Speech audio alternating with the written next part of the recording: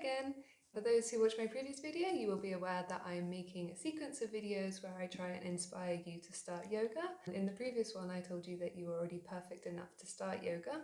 This doesn't mean that there aren't reasons as to why you might not start. And so another reason I thought people don't start is because they're too scared to go to their very first yoga class. So I know that if you've been umming and ahhing about this for a while, then it can become more daunting. So I've created this video to try and help alleviate your fears one by one. And I will do this with 6 tips, and I hope that you find the courage to attend at the end. So first of all, take an actual beginner's class. There's nothing more off-putting than taking a class that says it's for all levels or that no experience is required, and you turn up and it actually is far more fast-paced than you imagined, and the teacher is way more advanced and doesn't go through all the poses slow enough for you. Now I can see how this might be scary. And namaste, lift up to mountain pose, down to forward fold, and hold, look up, jump back, and down, and turn around, go up, and look up, and down, down. Release one foot, and into scorpion pose, round into up dog, and down, and step in, or jump in, and up, forward fold, and back up again. So you do not want a class like that when you're just starting out. Look for one that says it's for beginners or that it's basic, because these will go over the fundamental elements of yoga and at a suitable pace. Now, I've personally found that the yoga classes you can find at a gym tend to be quite suitable for beginners. So if you have a gym membership and you see that there's a yoga class there, go! And you can also try and contact the teacher or the studio in advance to see what to expect, and you can ask them if they think that it's suitable for beginners or for somebody who's never tried yoga before. Now, my third tip would be in relation to managing your expectations.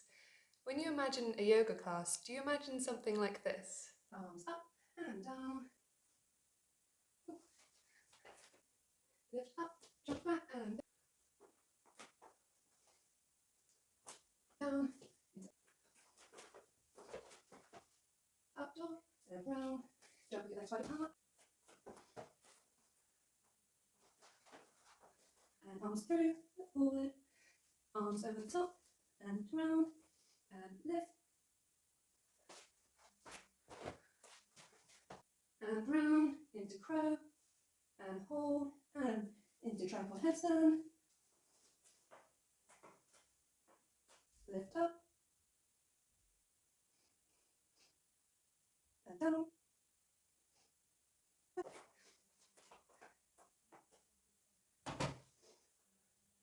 Into crow, lift up. So if this is your idea of what a yoga class is, then I can see why it might be intimidating. I think people have started to fear intimidating classes because of the portrayal that's online. Particularly on adverts, you'll see a lot of these intense flows which are not suitable for beginners at all, but they'll tell you to sign up for them, and in 30 days or something like that you'll be able to do all these tricks. In reality, it takes years. But the reality about classes is that they're far more human than this. They're far more human than what's portrayed on adverts. They're far more laid back. There's no perfect teacher, there's no perfect students. Everybody is just normal people in need of some me time and some self-care. And the reality of this is so important because the people who are attending are just like you, and honestly you will fit in just fine, whoever you are, whether you're male or female, whatever gender, whoever you are, you will fit in to the yoga class. I don't want you to have the idea that it's a certain type of person who goes when it really isn't. I've seen mixed classes full of different people. Okay, so my tip number 3 relates to the clothing that you wear when you go to a class. Now, if you watched my previous video, you will know that I said that all that's required on your mat is you. You are perfect as you are. You don't have to be trendily dressed. You don't have to have a matching crop top and a matching pair of leggings. This is what yoga classes may look like in adverts, but again, it doesn't represent reality. But let me give you a few pointers. So, you could choose between leggings and a crop top, perfectly fitting well. I can raise my arms and there's no issue with it. On the other hand, you can have crop tops like this, which are a problem because as soon as you raise your arms, as soon as you bend over, it lifts up. So this is a no-no. Like this, as long as it fits well and it's not going to ride up a sleeve top just like this. This is perfectly fine as well, as long as it doesn't bother you when it moves around. It's probably not useful for arm balances and things, but it's perfectly fine for a yoga class. You can wear your comfiest jogging bottoms and you can wear shorts. Now, I wear shorts especially when I'm going to be doing arm balances because I need the skin to skin contact. So the main thing that I hope that you got from that was that you can wear whatever you want. It can be long sleeve, short sleeved, crop tops, shorts, whatever it is, as long as it's comfortable and fitting and nothing really hangs out, you know. Okay, so my tip number 4 is going to relate to the terminology that you'll hear in yoga classes. So for this next part, I'm going to demonstrate some of the really common poses that you'll come across in nearly all of the yoga classes because they're fundamental poses. I'm not going to show you exactly how to do them. I think I'm going to do this in a separate video. So for general classes, it might help if you understand the basics because sometimes it can be a little fast. So the first step is usually called Namaste, which is where you hold your hands in a prayer position. Raise your arms either this way or raise them up, however you like. You can raise them up this way. Depends on what the class is doing really, but this is called mountain pose. So you hold your arms up, shoulders down, relax, nothing too strained again. After this, you would typically go down into what's called standing forward fold, step, or to jump back into what's called chaturanga. So this is chaturanga, so this is down dog, into chaturanga, and go into upward facing dog. So this is upward facing dog, and leg, raise your arms, and go as low as you can, and this is warrior pose. So this is child's pose. Hopefully by you seeing me do them and hearing me say the names of them, although you might not remember them exactly, maybe something might click when you're in a yoga class and you'll be like, oh, I remember that's down dog, or I remember that's up dog. I must emphasize that you really don't need to do any homework before your first ever yoga class because typically the teacher will stand in front and demonstrate the pose and call out the name at the same time, and you can just follow along with the rest of the class if you don't get it. It's different in some classes like Ashtanga Yoga where the Sanskrit names have been maintained for traditional purposes, but I would hope that even in Ashtanga beginner classes they would tailor the language to your language to make sure that you understand what to do. My final tips would be regarding how you approach your class. So first of all, whether or not to buy your own mat. I highly recommend that you buy your own mat. I'm very, very attached to my mat. So I'll show you. It's got this lovely line that runs all the way through. And what this line does is it helps me measure exactly where my feet and hands should go. For example, in warrior position, I know exactly where to put my feet because I've got these measuring, it's like a ruler for me. But yeah, I'd highly recommend buying your own mat. Also because gym mats and yoga studio mats have been used by other people, so for hygiene reasons, the gym ones can be a little bit stinky sometimes. It helps if you want to do home practice, of course. If you're not willing fully to commit to yoga yet, the gym ones and the yoga studio ones are perfectly fine to use. I often use them if I can't be bothered to carry my mat because it's very heavy. I love it so much, but it is very, very heavy. So sometimes I will just stick to the gym mats and I'll have a good shower afterwards. Another thing that might be worrying you is when you turn up to the class, what do? What's the etiquette? So what I would say is walk in and take a look around. Try to figure out what the mat placement is. So it might be that it's landscape like this, or it might be that it's portrait.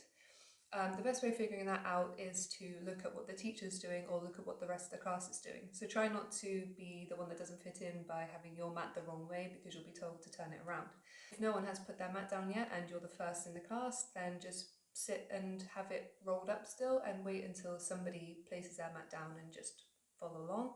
If you walk into a class that's very, very packed already, then I would recommend going to the back because there'll be a lot of people in the front who will want to be looking at the mirrors.